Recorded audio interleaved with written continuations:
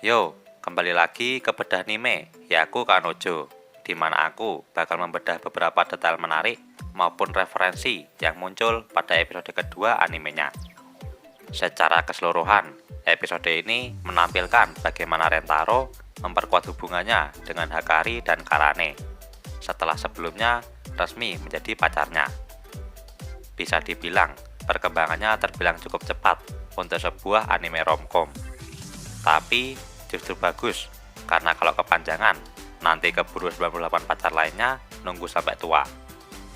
Jadi tanpa banyak basa-basi lagi, langsung aja kita bedah apa saja yang terjadi di episode kedua ini.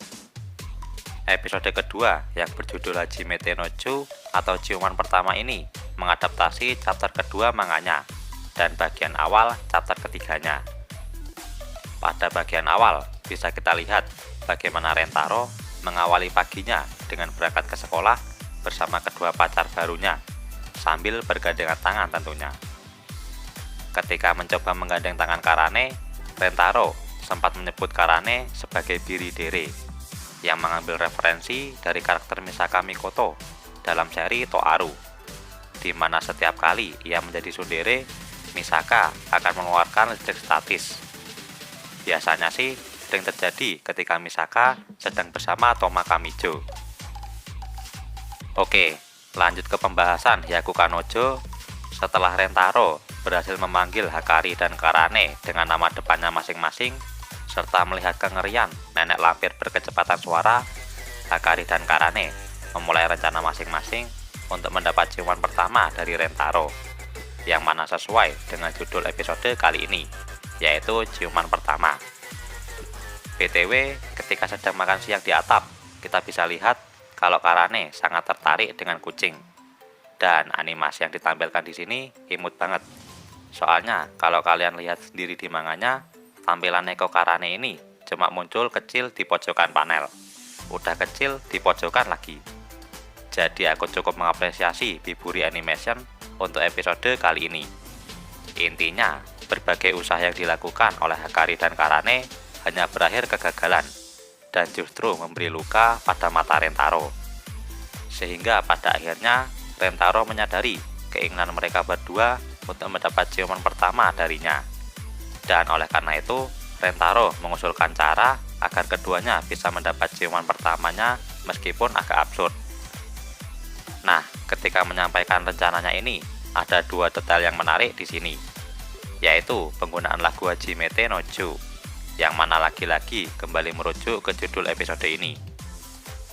Nah, for your information, lagu jadul satu ini cukup ikonik di Jepang untuk berbagai kegiatan yang berbau romantis dengan berbagai versinya, dan mungkin udah nggak asing lagi buat pecinta VTuber karena lagu ini kembali naik berkat Himemori Luna dari agensi Hololive menyanyikan lagu ini.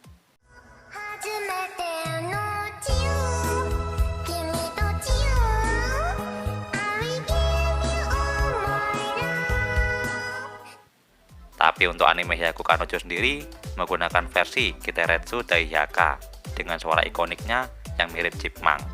初めてのチューが大音量でリピートされる設定になっている。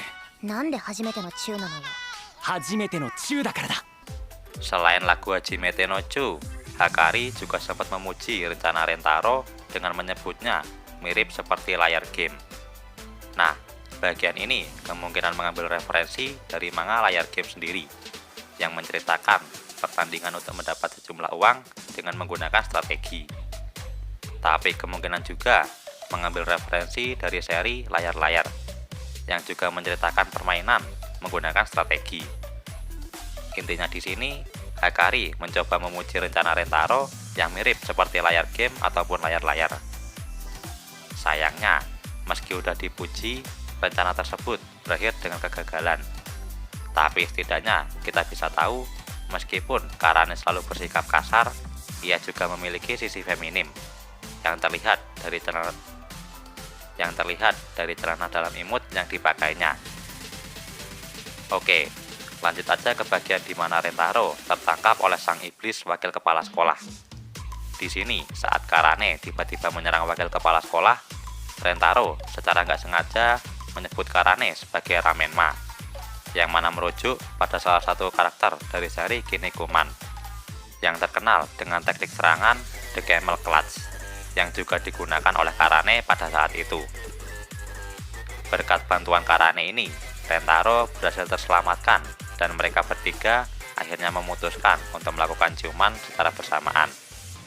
Saat mereka bertiga berciuman, Rentaro sempat mengatakan bahwa posisi yang mereka lakukan mirip seperti ritual pemanggilan UFO. Nah, setelah melakukan beberapa riset, aku menyimpulkan bahwa yang dimaksud Rentaro di sini adalah semacam tahayul yang dipercaya anak-anak Jepang untuk memanggil UFO. Biasanya mereka juga mengucapkan kalimat berupa Bentora-bentora Space People, yang mana juga diselipkan oleh Rikito Sensei dalam manganya, dengan mengubahnya menjadi Bentora-bentora Love People, agar menyesuaikan dengan konteks manganya. Dan begitulah episode ini berakhir dengan kemunculan waifu baru, yaitu Shizuka Yoshimoto, si staf perpustakaan Loli yang pemalu. Jadi untuk next episode, alias episode ketiga, kita bakal melihat bagaimana Rentaro berusaha mendekati jodoh barunya, dan bagaimana tingkah lucu Shizuka yang selalu berbicara menggunakan buku serta masa lalu kelam dari Shizuka. Kalau begitu, selamat menunggu episode ketiganya tayang pada 22 Oktober mendatang. Dan sekian pembahasan kali ini. See you!